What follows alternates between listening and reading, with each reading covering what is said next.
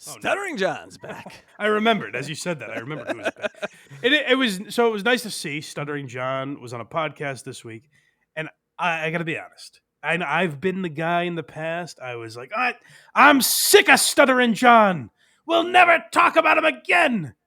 And then that lasts 2 weeks, and I get sucked right back in. I'm now willing to admit when the guy's gone for a while, I miss him. And then when you hear him for 25 minutes or so, you're like, that's about enough. I've had my fill. It's a small gas tank, fills up quick. Yeah, I think what John's doing now, kind of perfect. Every couple months we get some horrible Stuttering John podcast that we can make fun of. I guess the problem is he never quite gets into a groove, so you get a lot of the same talking points. And boy, if you want fresh, brand new John material, go check out. What's the name of this podcast? Do you know? I don't. I can't remember it either. I'll find it. He's on with some Dago. I don't know. Some Jersey Dago. Type that in. Type in Stuttering John, Jersey Dago. I'm sure it'll come up for you. I'm on like 600 search results here. I guess he's saying on like with a lot of Jersey guys. But Stuttering John was on with this guy. And if you want brand new Stuttering John stories that you've never heard before, look elsewhere. Because he plays all the hits on this one, but there were some fun nuggets I thought that we should get to today. Yeah, first one is Big Get, and I don't. That can't be true. No, this is a big deal. You can tell what a big deal is, and genuinely, you can tell it's a big deal for the host. This guy's clearly an old Stern fan, and John just does everything he can to be like, "Oh, this is going to be a disheartening experience for you, sir." Welcome to the ride. Holy shit. Well, I have a special guest today. It was totally out of the blue. I met this gentleman this weekend and kind of hit it off. He actually returned my phone call. I invited him onto the podcast. Hold on. I don't think I got news for this guy. I don't think that's a big deal. He's got a lot of time to make phone calls, as we've heard ad nauseum from the Shuli Network and other places. This guy's got nothing but time for phone calls. The show's called Primal Scream, I guess. Yes, okay. Yeah. Stuttering John. What's up, my brother? Greystone! Damn Greystone! You see what I mean when I say immediately, you're like, all right, never mind. I don't miss him anymore. And I had to turn this down. This thing was so overmodulated and compressed and amplified that it really hurt your ears. And so, yeah, the audio is not great on this. He thinks he's an entertainer. He's like a song and dance man. Like, I could just do it. I'll come out and I'll sing a little bit, The Stuttering John dancers will be behind me. Electra, real quick, has he gotten balder? Am I seeing things? Oh, hell yes, he's balder. It looks like he took a toupee off or something. It is noticeably different, Mike. But hey, John, embrace that. Do and some skinnier too. Do material about getting balder and grosser, whatever. Like, do some material on that, and don't write the first thing that comes to your mind. I would even say, John, don't do the second thing that comes to your mind.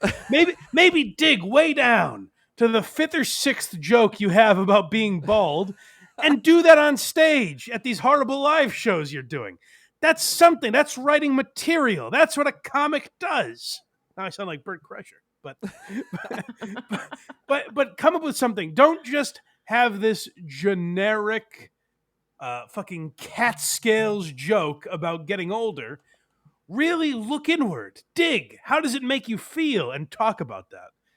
Unfortunately, we didn't get that on Primal Fear, but it's like Primal Scream, whatever the hell it is. It's like, hey, you can take the Ozempic, but you got to stop taking the hair stuff. It's because he's skinnier but balder. It's a very weird look, Mike. Right. I'm scared. Right. Hey, buddy. You like that name, right? Well, I didn't know that was your last name, but it is kind of funny because Nick was nice enough to drive me home from Chillicothe in Parsippany, New Jersey. Why? And also with Steve Grillo, and who bummed the ride, of course. And we listened to a lot of Now, free hold on. How dare you? This stranger gave me a ride home.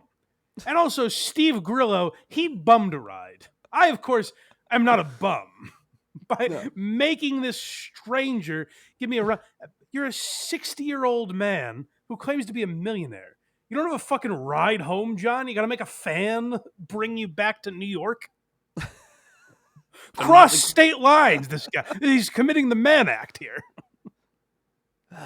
It was great music on the way home. We had great conversation, and I drank all my beers. It was awesome. Wow, what an evening. It is. John talks like a 15-year-old, where he's like, oh, man, how was the ride? I finished all my beers. Isn't that badass of me? Like when Chappelle talks about how white guys count their alcohol. I assumed Chappelle was talking about like college students that are like, I had 3 shots of Jaeger, I had 4 beer. Like I assume in Chappelle's mind when he wrote that bit, it was young men, young douchebags. I can't imagine he possibly envisioned a 60-year-old father, grandfather. Is he a grandfather now? Well, I mean, he's aged as a grandfather. I don't know if his kids can do that. Well, but yeah, John is a 60-year-old man that is like, guys, I finished all my beers. Well, Neat, that's John. good. So no. Okay, this one's called Fresh Bits. Oh, so you want to hear some new John material? Like I was giving John a little advice on comedy. I don't think he needs it. Here's some brand new John to drink in. No, I don't know, but then again, I was brought up Catholic, and I went to my communion, and then I went to my confirmation. You know what I'm very happy about? Because my niece's son, so I guess that's my second nephew. I don't know how it works. No, it is not. Anyway, he's getting communion. It's not your second nephew. My niece's son is my second nephew. This is their second nephew. Good to see you again. Come over here. Let me introduce you to these fine folks. Nephew 2. Nephew squared is what I call it. My second nephew. Also, John, don't worry. Just say your nephew. No one's going to hold your feet to the fire on this. Birth certificates, please. We need to verify this nephew. Is this child yours? They finally did the right thing. They're doing, instead of that goddamn fakakta wafer they would give us that I gagged on every single time. Right. Now they give them graham crackers. They do? Why the fuck couldn't they do that when I was a kid? Man. Oh! Jesus Christ, John. What is that that Catskills meets Andrew Dice Clay, that delivery that he does? What the fuck was that when I was a kid? He's doing, what's weird? I think back about him having Pat Cooper's son on. Did he tell Pat Cooper's kid, hey, I wish I had another chance to thank your dad. I've been doing an imitation of him in every joke that I've told for the last 25 years. I like it. I like doing dad jokes as dice. That's innovative. By the way, I'm not a religious guy, really. I believe I've had that wafer he's referring to once. Isn't it just a tasteless wafer? Yeah. Yes. Why is why is he so angry about it? That fakakta wafer, I gagged him. I couldn't get it done. He's talking about how, I forget They're if real we dry. have it. Yeah, right. He talks about how he goes on, but if you think this wafer bit ended there, you don't know John, my friend. No.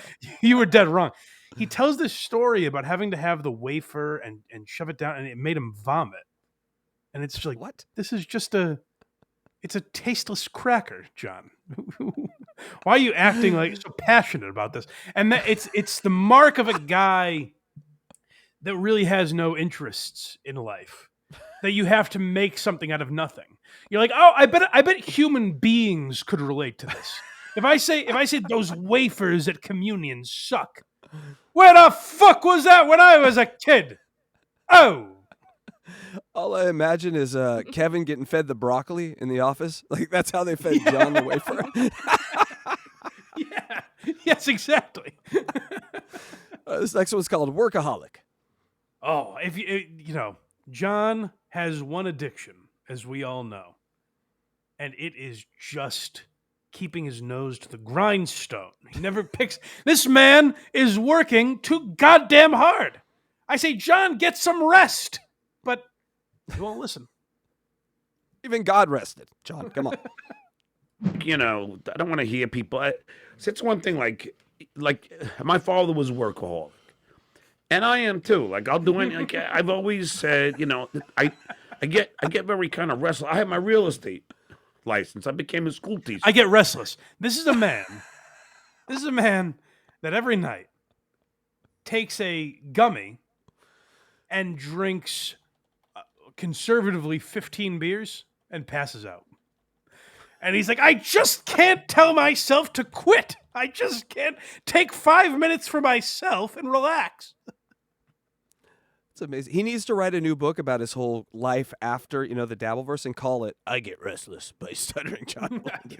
I will. Here, can I give John credit for something? Is that allowed in these parts? I'm not looking. Go ahead. I will give him credit for this. He has dates lined up. And again, I'm sure people will point out that these aren't the prestigious comedy clubs he claims to be working, but he has some dates lined up. Like, for the amount of people I'm sure are clamoring to book Stuttering John, I'm somewhat impressed that he's consistently working. Not consistent is a little too much, but like he's out there. He's doing as much as he can, and you got to give him something for that. No?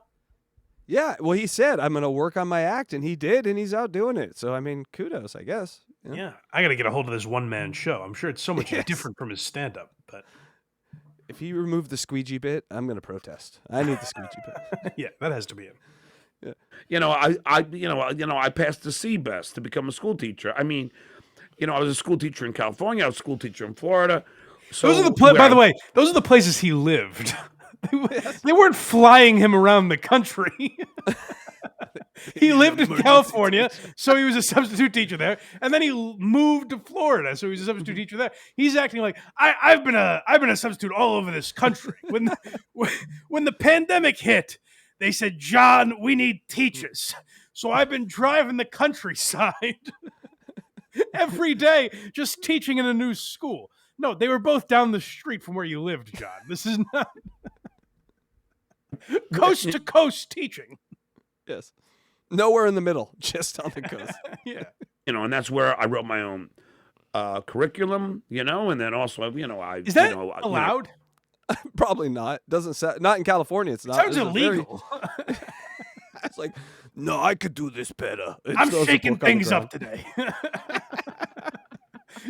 I want John to star in a remake of Dead Poet Society. Tear out your pages. Oh, no. There are college students right now all over Southern California just getting answers wrong because they had him at some point as a teacher. Stand on your desks and say hello to Kate Meany for me. I got her on speaker. I've written a book, and it's just like I've always, I had 2 record deals. I just can't. All over, bro. Hey, you know what? And it all pays off because now I get 2 pensions. Yeah, when you can to paraphrase the great George Costanza, when you condense everything down that John has done into like one day, it sounds decent. Like if he achieved all of that today, you'd be like, oh my God.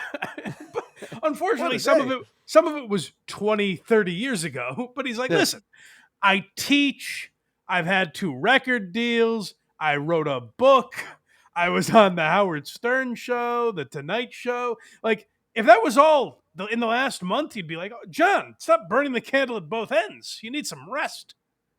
Unfortunately, it was all 20 years ago. But like, if you condense it down, you're like, that's a good sentence he just said. That sounds impressive. Oh, he's worked on that sentence, Mike. That is the that's his life work, that sentence. Yeah. That's his father in him, working on that sentence. I'm working hard. I don't have to do shit anymore. That's fucking awesome. But I'm still doing stand-up because I love making people laugh. Yeah. Oh, I'm sorry. Go back a little bit. Okay. Listen to this working man, this lunch pail and thermos of coffee, regular Joe. Listen to this guy who he's just looking to make the people laugh. He's not in it for the dollar. Deals. I just can't. All over, bro. Hey, you know what? And it all pays off because now I get 2 pensions. I don't have to do shit anymore. That's fucking awesome. But I'm still doing stand-up because I love making people laugh. I'm a workaholic, and I ain't got to do shit. I can just sit on my ass and collect money like most workaholics. People just tell on themselves. If you listen hard enough, people will tell on themselves. I don't do this thing. 2 seconds later, he does the thing. John thinks it's just a word you combine. It's being an alcoholic that has worked some time in his life. I fucked the joke up, but you got where I was going. I got it. It was good. I'm gonna give you world's greatest student is this. This is very impressive. I don't know if you guys know that John attended high school, but I mean that's something. I think if you not just go to, but graduate high school, I think that's something you should continue being commended for well into your 50s. I think people should spend the next several decades praising you and saying, oh my God, that thing that virtually everyone does. Like, unless you're in a crazy dysfunctional home, like if your parents, for all intents and purposes, aren't there, you might not graduate high school. Aside from that, like, you're just supposed to graduate high school. And John's like, oh my God, what a student I was. Even though people have uncovered he was a C student, but that's fine. But here we're going to hear. Go ahead. Doesn't he claim he went to like Harvard or something? Well, his son goes to Harvard. NYU. He went to NYU. NYU, that's Yes. right. That's what he says. Yeah. Hey, that's all try. But John, I believe it. Don't sue me, please. Okay. I don't. So in 12th grade, I was smart. I became a homeroom representative. So I was part of the Wow. government. I don't know what that is. We didn't have that in my school. Is that not a title they give second graders? It is a nothing class where you just hang out. You do nothing. Like We didn't have homeroom. Like, we had on certain days, like the first day of school, we would go into our homeroom and they give you the layout of what this grade is and shit, like, where certain rooms are, all that type of shit. But we didn't have daily homeroom. We certainly didn't have a homeroom representative. Hi, I'm John Melendez. I represent homeroom number 108. And we don't talk about it 40 years later like it happened yesterday also. That's another important aspect of this, yeah. Government of Plainedge High School. Now I had my foot in the door. So I convinced the president, this idiot, this guy named Kevin Laurie. Like he was a page at NBC. I had my foot in the door. Anything to get into showbiz. I was elected homeroom representative, and now I have access to bigger and better things. Now I could get the ear of Jimmy Carter and his administration. And grievances never leave this man. This man just like shit on a high school he hasn't seen in like 40 years, and his anger is fresh. It's fresh anger, Mike. Listen to this. Foot in the door. So I convinced the president, this idiot, this guy named Kevin Laurie, and I convinced him. He says that as if we're going to be like, oh, John, you're incorrigible. You didn't just slam Kevin like that, did you? He says it like, I'm just a little rascal. Did I say that? Oopsies. I got one in on Kevin. To do Battle of the Bands again. So now we're going to do Battle of the Bands. So they want to pay each band $400. I said, fuck God, that. I've heard this story so many I times. write this letter. I type it on my own. Then we had typewriters in those days. I type the letter and I give it to... So John would have been a senior in high school, 1985? 84? Is that right? 84 to 87, somewhere around there, yeah. Okay, so John's a senior in high school in the 80s. Reagan days, baby. And John, they're saying to a high school student, hey, here's $400 for your band to play at Battle of the Bands. And John, even back then, his instinct was, I'm getting ripped off. You owe me more money. Where's my money? Back then, he went to the principal as if he was Dirty Deeds or the Legend or one of these people. And he was like, nah, Hundy spot, now. our principal, Dr. Manley. Believe it or not, that was his name. I believe I give it's him a this. regular name. So I'm in homeroom. Which was the style at the time. He's like an 80-year-old man. What? His name was Manly. And then and the homeroom teacher goes, somebody comes with a pass. Mr. Melendez, Dr. Manley wants to see you in his office. I'm like, shit. So there I am. John, you're pushing too many boundaries. John, you're making these students think. We can't have that. Sitting across from Dr. John is the slave that realized, hey, there's more of us than there are of them. And John's creating an uprising among the downtrodden. And this principal's saying, we can't have that. We have to have this guy working on the house to silence him. John's the guy that runs for class president on "We will ban homework. No more homework." No. You're wrong about John. His rebellion is too much for the administration to handle. That's true. To Manley, he goes, John? I go, yes. He goes, I want to tell you something. What you did is the most professional thing I've ever seen somebody do. Oh, my God. And Hold on. Wait. There are no parameters on that? He didn't say a student. He said, No. what you just did is the most professional thing I've ever seen anybody do. Ever. And this man, I'm assuming this principal lived through, Walter Cronkite delivering the news when Kennedy was assassinated. He's from the Greatest Generation. Yeah. That's the most professional thing anyone has ever done. People that said they were called to arms. The draft came for them to serve for their country. And they said, well, I have to do it. It's my civic duty. That was usurped by John saying, I want more money.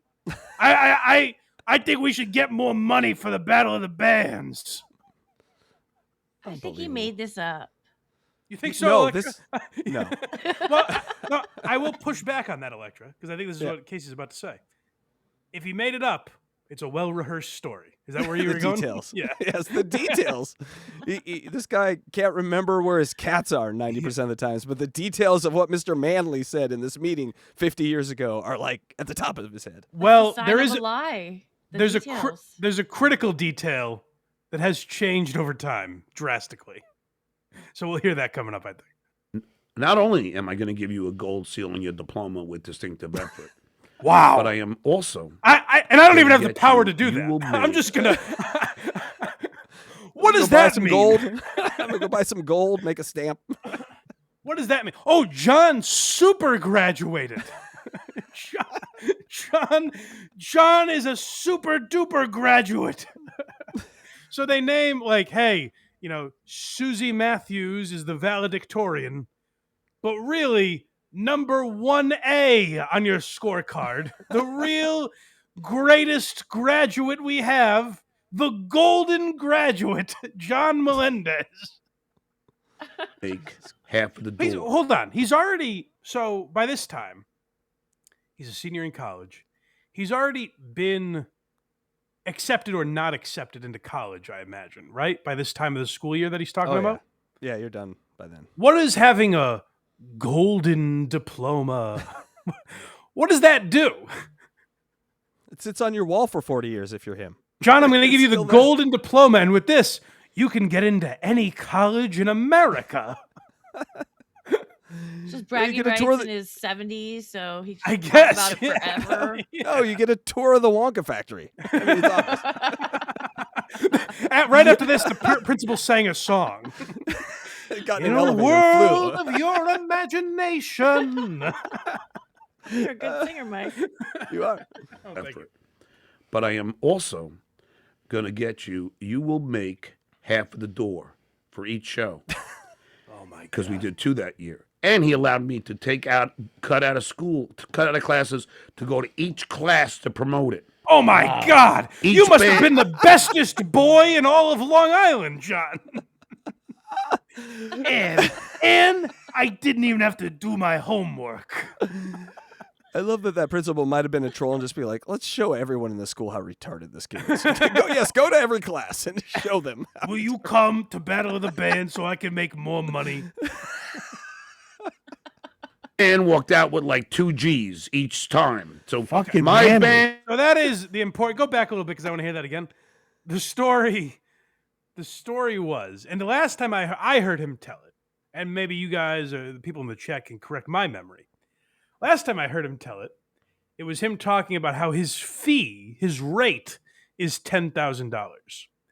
And then he launched into describing how even when he played Battle of the Bands, he got $10,000 per show.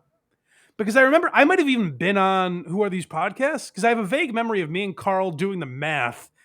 That would mean it was the show Battle of the Bands made $40,000. He's so full of shit. Wait, no, I'm sorry. Made $80,000 because it was half the door. You have to basically pay to be in the Battle of the Bands. You don't get paid. Was Aerosmith there? What? Who? Oh, I don't even have. Shame on me. Maybe I should have grabbed it. I just thought it was too long a story. He goes in to describe. Oh, you know what? Do we have him talking about Stiff Minister? I forget. I don't see Stiff Minister on Okay. it, no. He goes on to talk about the great band Stiff Minister. By the way, The sh- title of the show today. The shows they put on were, I mean, Ozzy Osbourne, if he saw this show, would go home and say, I'm a fraud after seeing Stiff Minister. Okay. This show had like, guillotines, like they fake hanged someone. It was a wild. If you went to a Stiff Minister show, you went home not knowing what was real. You were like, that just blew my mind. It was like Guar meets Manson at a Yes. high school contest. Yeah. Okay. Yeah. And this is all, by the way, that would have been before he was on the Stern Show, right? Oh yeah. Well, yeah. High school. So this is all somehow Howard never heard of him when he was in the studio. All right. So I rewind here just to give a little context. For this whole Okay. And he allowed me to cut out of classes to go to each class to promote it. Wow. Each band walked out with like 2 G's both each shocked. time. So Fucking my manly. band and the other band. Imagine that. 2 G's. It's unheard of. It certainly is, friend. It's It is. absolutely unheard of. And that's 1983, 4, whatever money. Is he saying the other band got 2 G's too? What kind Yeah, of no- concert is this? Oh, wait a minute. You're right. So they quartered the door. Yeah. If the two bands split the door, that means the door was $4,000 per show. And again, I've heard John tell this where the number was 10,000, which makes it even more astronomical. Electra, could you do this? Do some quick Googling here. Yes. What's $2,000 in 1983 in today's money? Give me some inflation stats on this. I'm gonna Okay. guess 6. I want to see what John was making. That's probably about right? Yeah, that's about right. Speaking of, yeah. Go ahead. That, just while she's calculating that out, I'd like to say thank you to Warren Buffett, who retired this week. Selling stocks again, by the way. Yeah. Makes you So wonder. turns out $2,000 from 1983 is now equivalent to approximately $6,378.94. Casey nailed that. It was- So that's like a band now. So there's a high school show, and it makes roughly $28,000, and they split the door with 2 bands. What a joke. Yeah, that happens at the House of Blues in Boston every Friday. yeah, Zeppelin and Floyd could maybe do that in 82. All right, this next one's called The Band, speaking of which. Oh, maybe this is Stiff Yeah. Minister. Let's hear more Stiff about. Minister. I forget how much we hear about these shows, but they get pretty raucous. My whole life. What was the name of the band back then? Stiff Minister. Stiff Minister.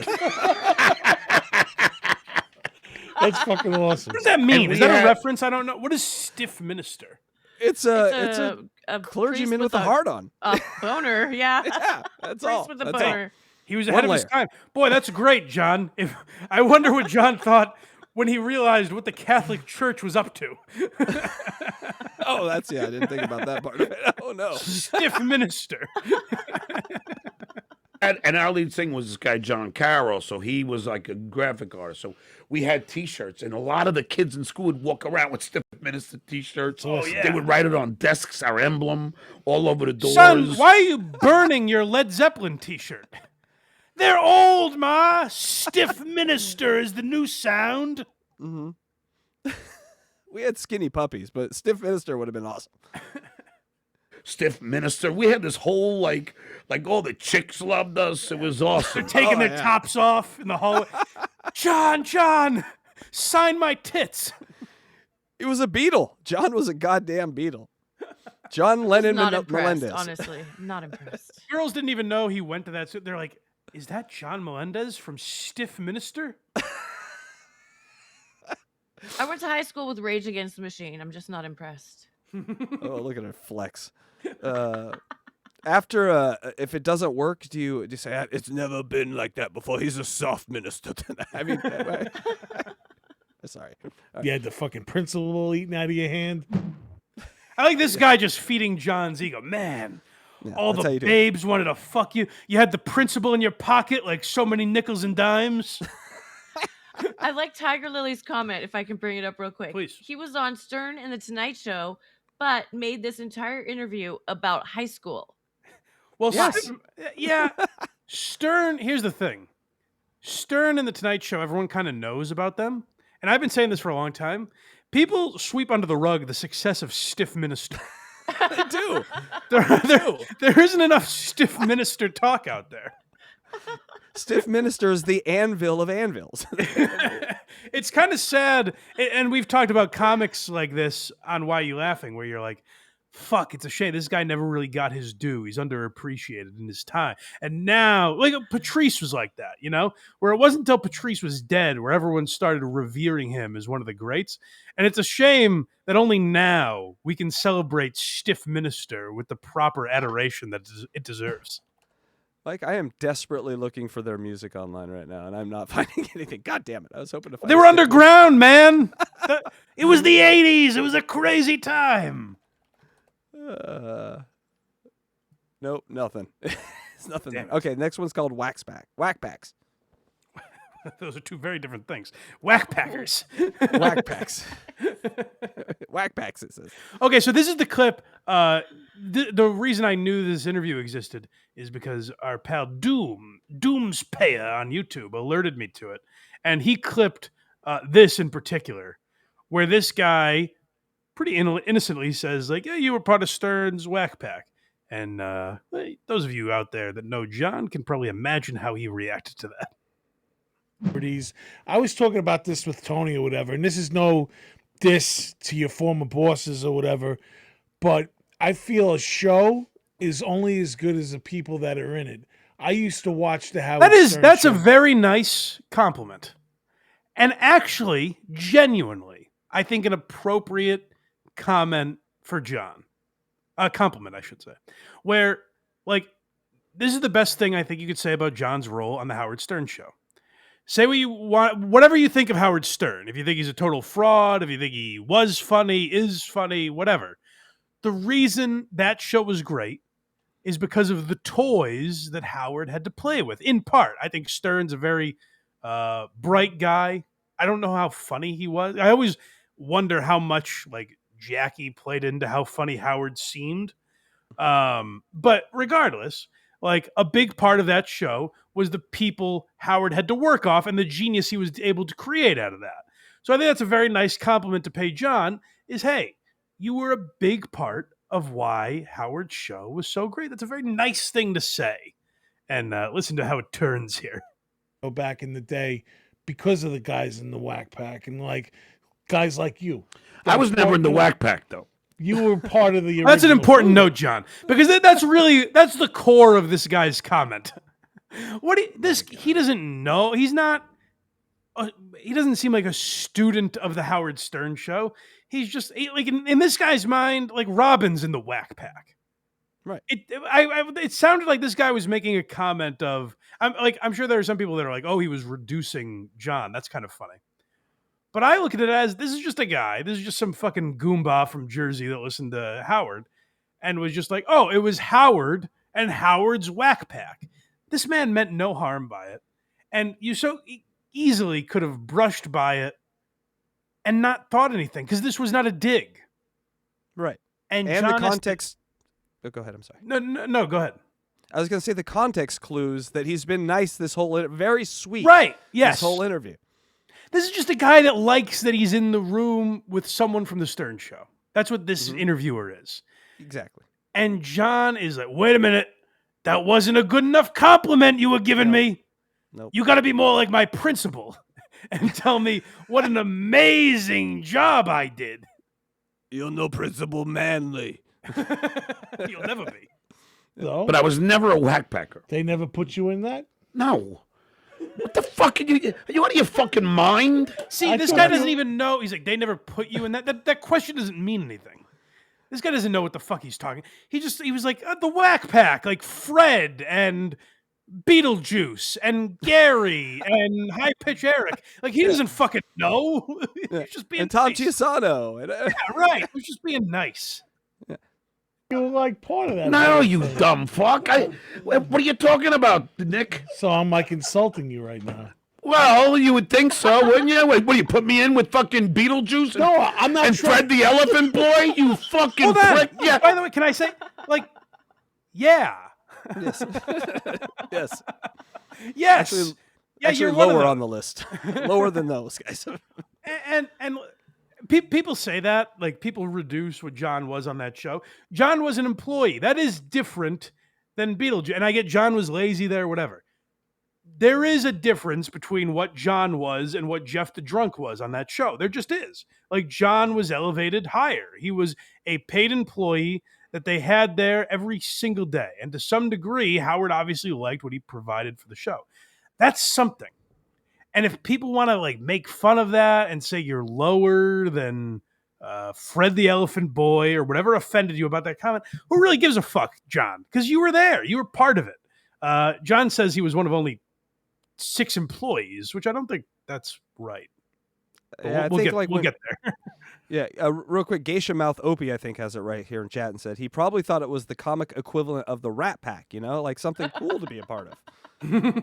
Right, exactly. The guy was just like, "Oh, were you not in that?" Like, he listened on his drive to fucking whatever construction job this asshole had. He wasn't studying it and breaking it down the way us idiots do. He just liked that you made him laugh when you talked to fucking Billy Crystal, you jackass.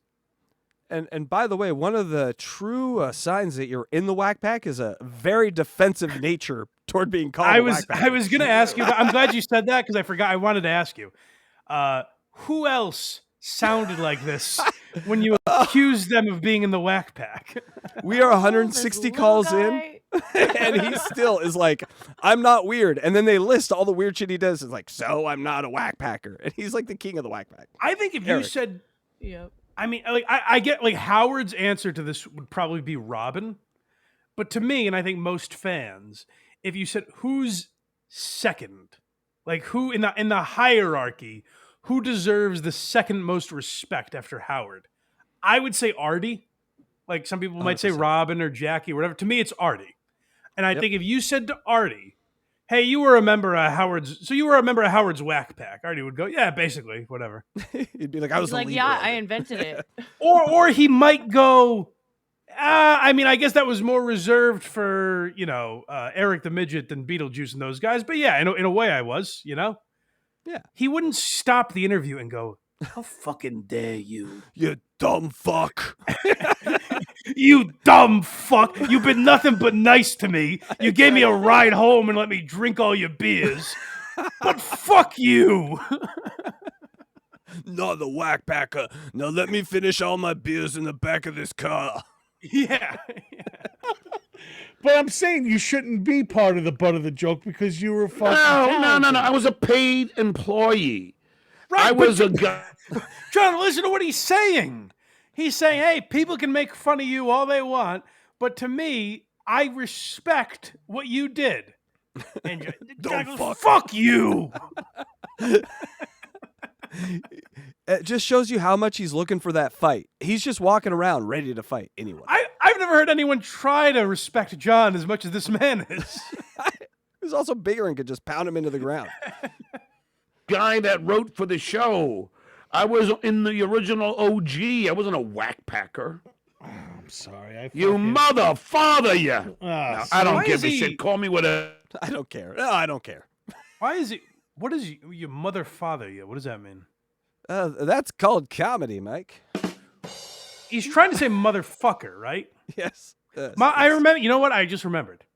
This was my theory way back when he watched Goodfellas and kept quoting Goodfellas over and over again. I was like, oh, did he watch it on like USA or something?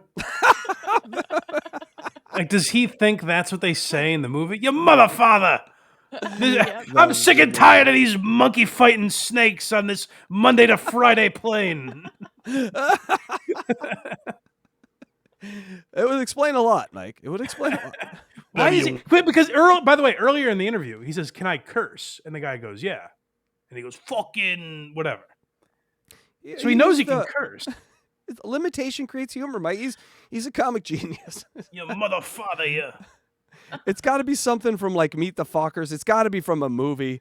He never makes up anything on his own. So this is from a movie that I don't know. Electra, find out what movie that's from. Mother, father. Yeah, Okay, I say mother trucker. Well, I did when my son was young, but yeah. that's really cool, Electra. You're just like I John. know.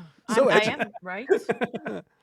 But it doesn't I matter. was trying to give you a compliment. Oh, yeah. Yeah, you're a whackpacker. Oh, there's a fucking. Yeah, okay. Yeah.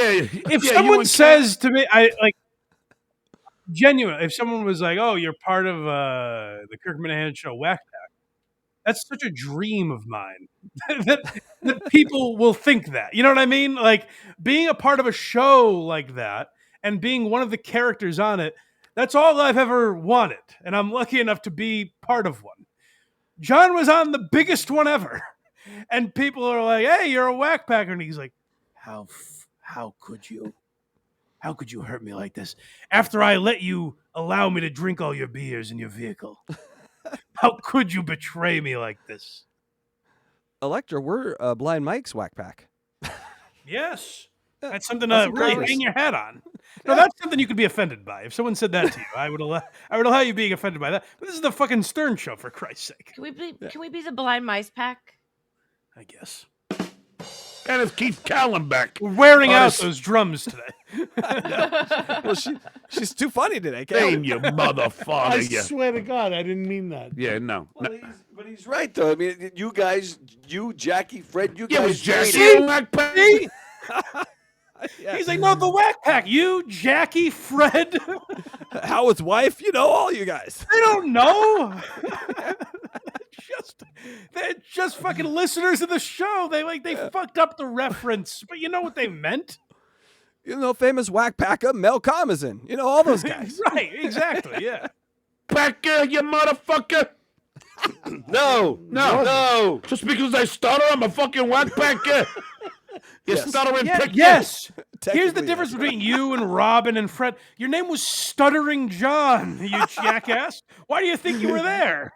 They sent you out to get punched by celebrities. Yes, you're a whack pack.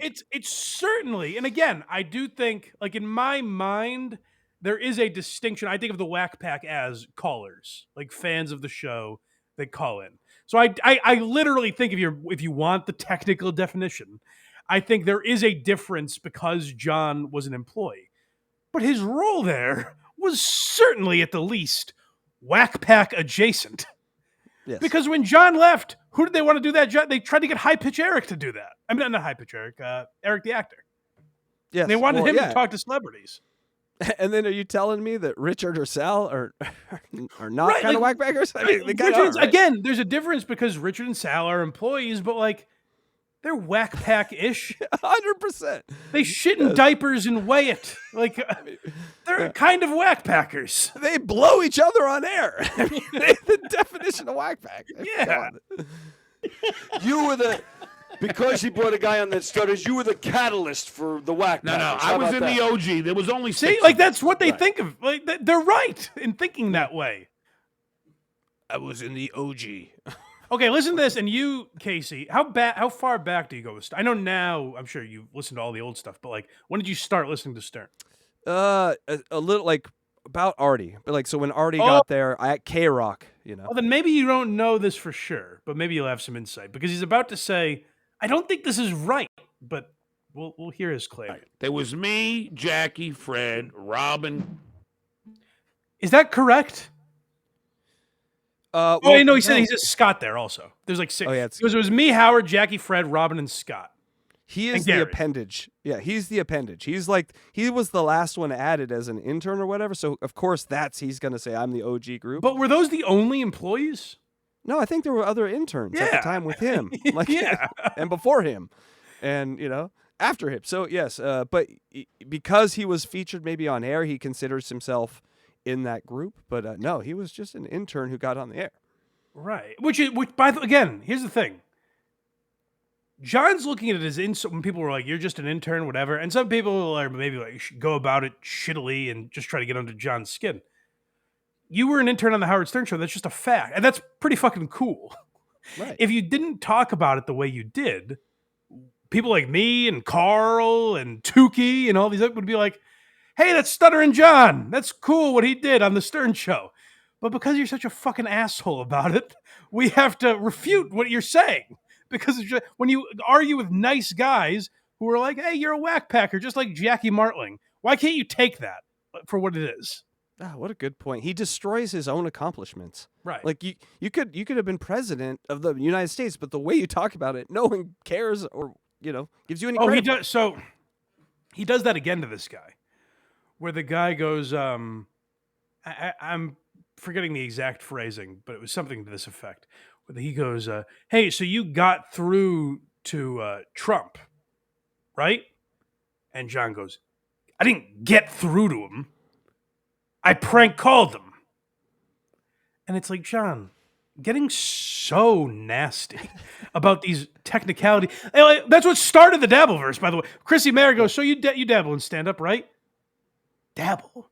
Do I Yes. dabble? Like, getting so indignant about these who gives a fuck titles and phrasing around your achievements.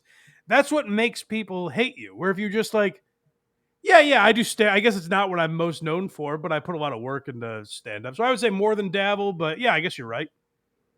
It never would have been a thing. But you're just a fucking cunt about it. Yeah, his reaction is the thing. Yeah. So a question about Chris Farley is next. Okay.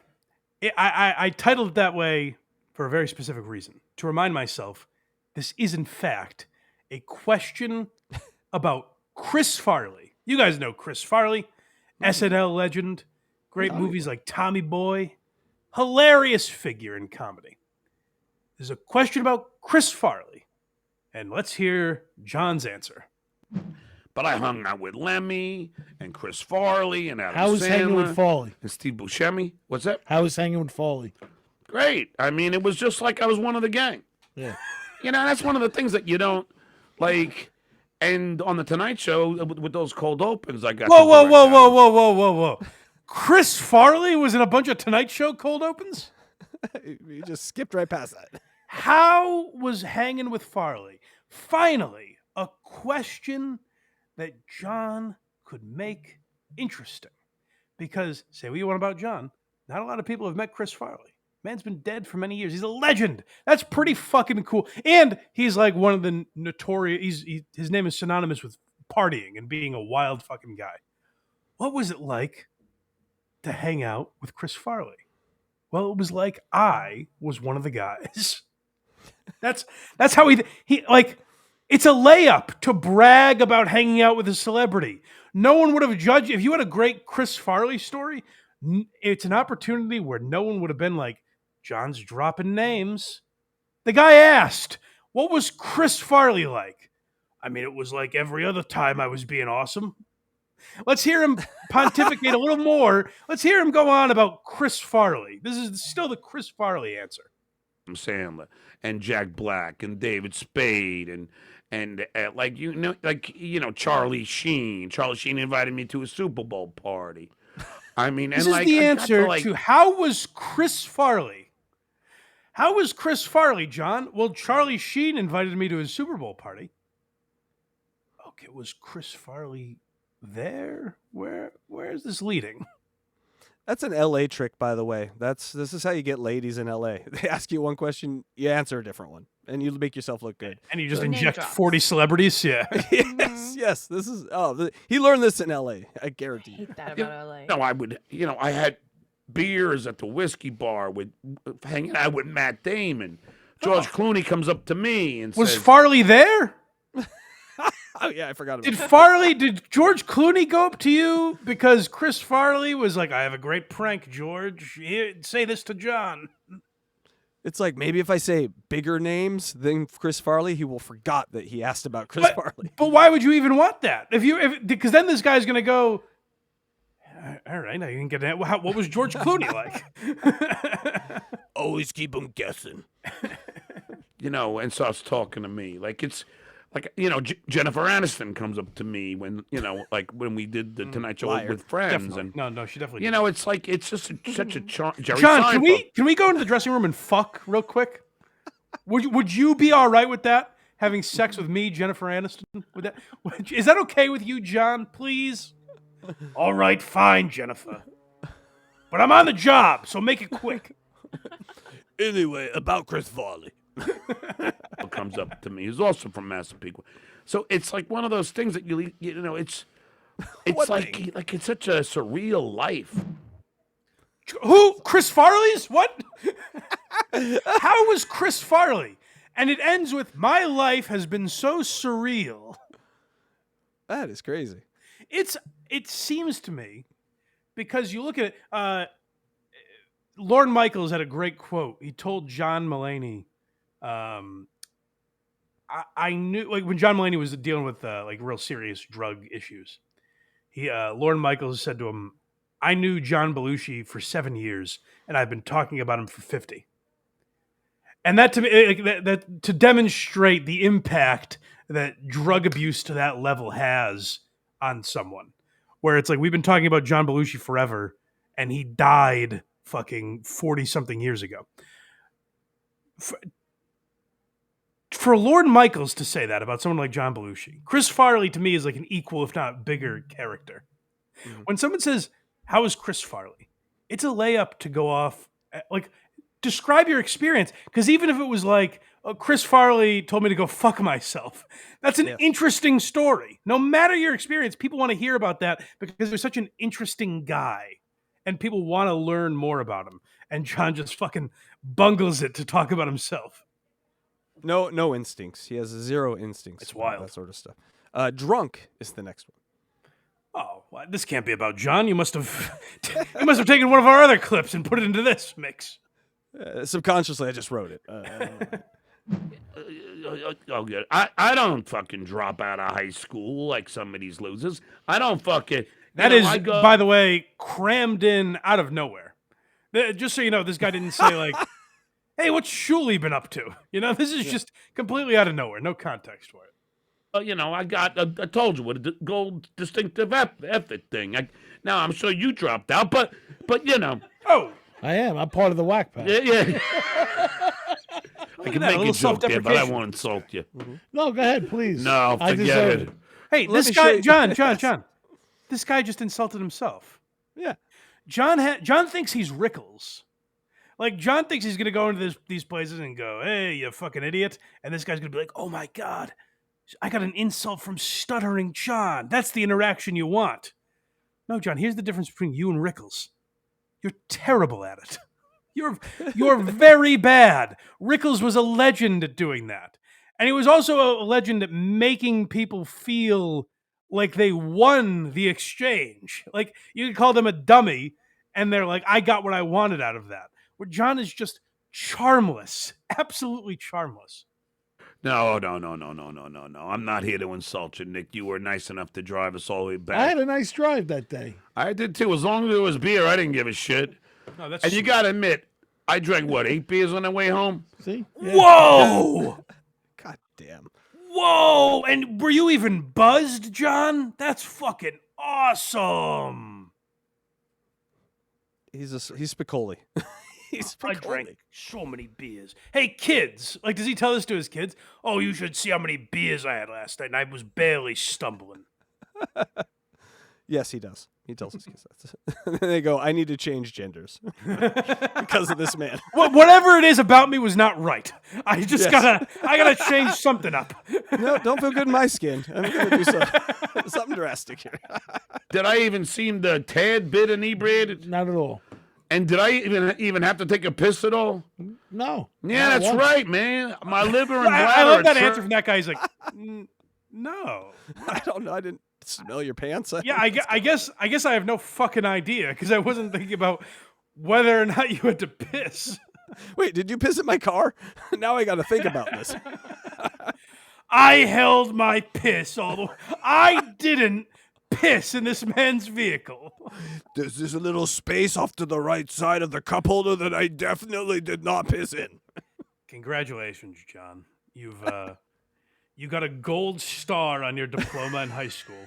And you didn't pee yourself in this man's vehicle at age 60.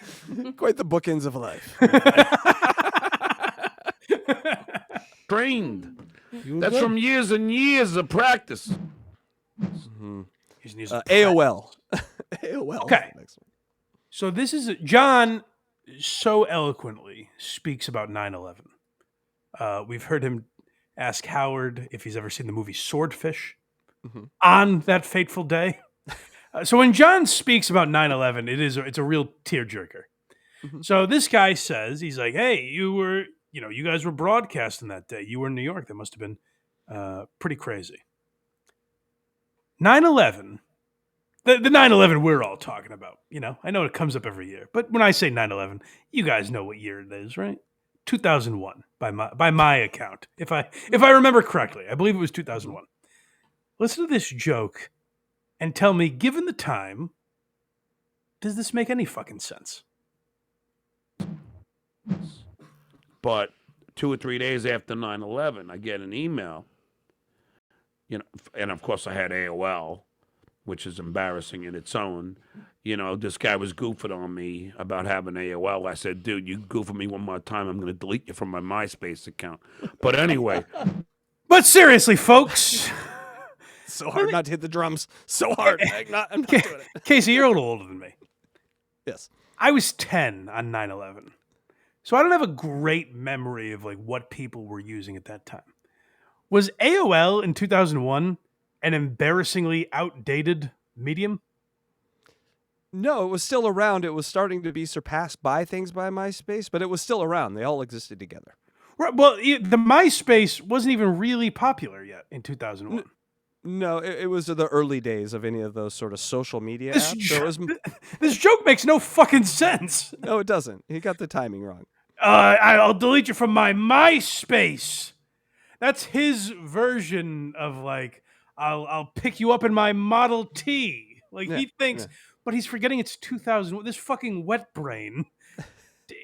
It doesn't fit the joke. No one was like, John, 2001, MySpace. Okay, Grandpa. What are you on, CompuServe? Hey, I use CompuServe. Is that right? Yeah. I'm old. I remember those AOL discs coming every day, man. That's what it's my quite the time grandfather had CompuServe. It was very frustrating to try and write papers at his house. Yes, all the early ones were terrible. Internet used to be just fun for games and stuff. I don't know what it is now.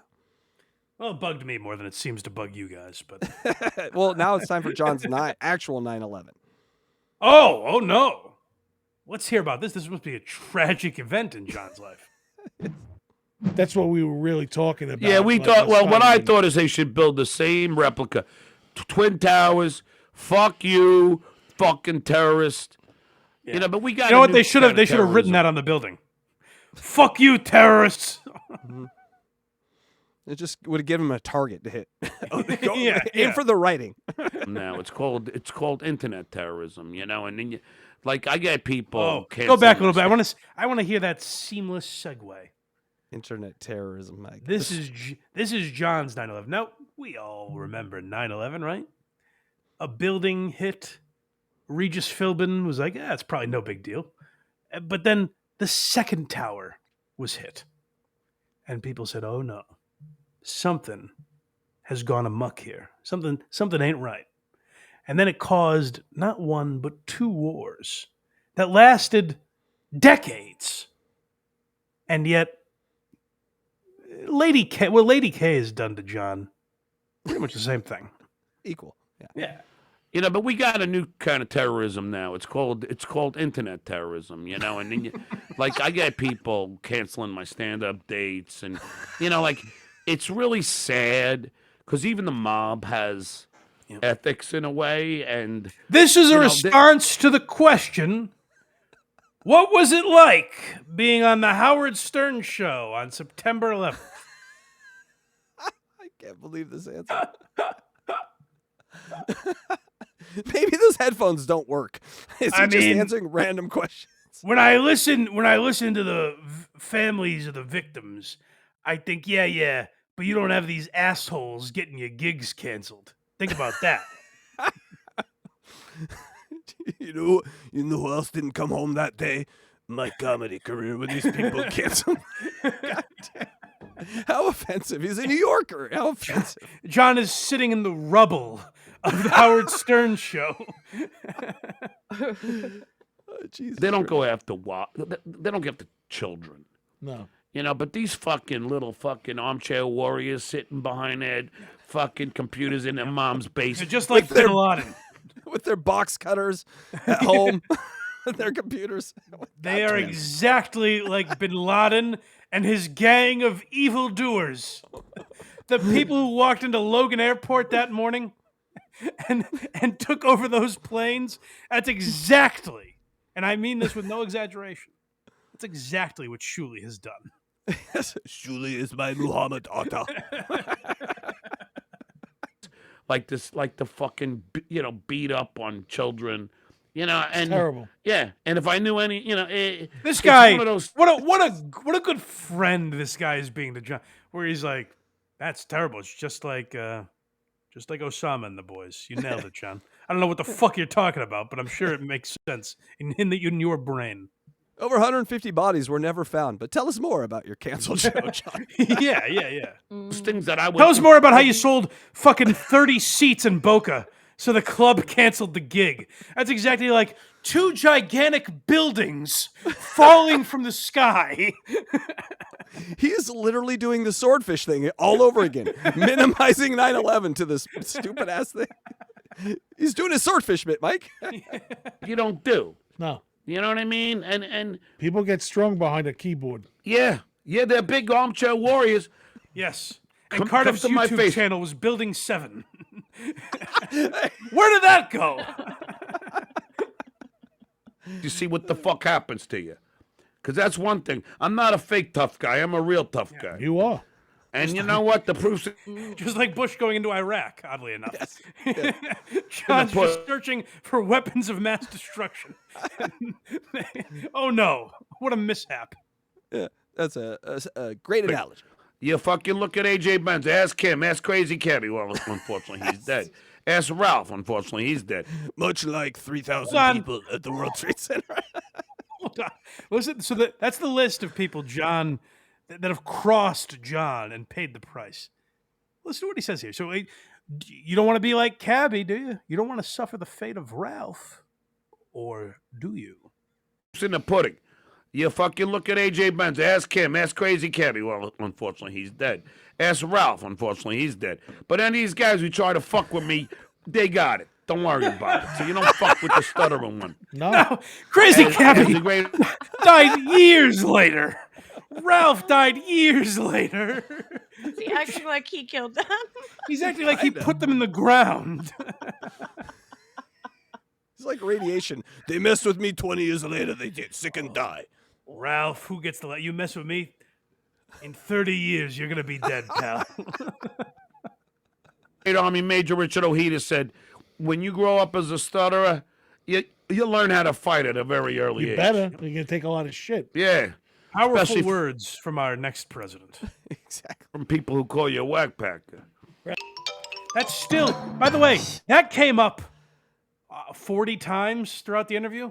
After he said the whack, John kept out of nowhere, like right there. They're talking about 9/11. John takes them on this circuitous route through through gigs canceled and crazy cabbie dying just to land on, remember when you called me a whackpacker? I haven't forgotten. You want to end up like Ralph? Do you? Oh my God. It's good to have you back, but it's good to have him he's back. back. It's amazing. And maybe Don't go hibernate for another few weeks, but it's good to have him. And by the way, I'm still waiting for like something really tragic to happen, and then someone to be on camera and go, "Oh, by the way, did you see Swordfish?" Like, people, go out there and do that. Please make that happen. Make that a meme. That should be the next Baba Booey or something Yes, like that. 100,000%. Go to blindmike.net for everything Blind Mike. Look at me. I did it. Kragers did it.